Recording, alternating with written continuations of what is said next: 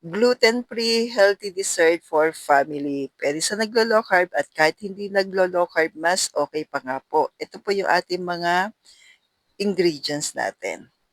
From Cheddar's Green Dahan siyempre po, my favorite keto store, 'yan. Start po tayo sa mga dry ingredients. Walnuts po pala yung ating gagamitin mamaya. 1 cup po ng almond flour. Pagsama-samahin lang natin lahat ng mga dry ingredients, unsweetened cocoa, 1/2 cup. And 1/3 cup po ng pure allulose. Then, add po tayo na 1/2 teaspoon baking powder. Tapos, konting asin, pinch of salt. By the way po, lahat ng ating dry ingredients po, isisip po natin para mas maganda yung kalalabasan ng ating brownies.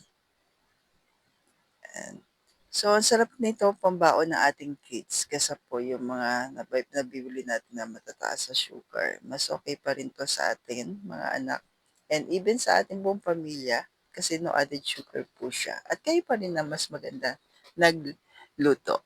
2 whole eggs and 1 egg yolk, 1 cup o 1/2 cup melted butter, vanilla, 2 tablespoon po ng all-purpose cream. Then, mix lang po natin. Don't worry po, ilalagay ko na lamang dyan yung mga ingredients sa description po natin at sa section. Yan. So, chocolate niblets po, sugar-free po yan at yung ating walnuts, 1/3 cup po parehas. Pero pwede kayong mag-add actually ng chocolate niblets, lalo na kung kids at mahilig sa chocolates. Mas okay para mas chocolatey. Ito may natira kasi ako nuts po, walnuts, sa na ginamit ko sa Sansribal. Kaya nilagay na rin natin. Sayang naman.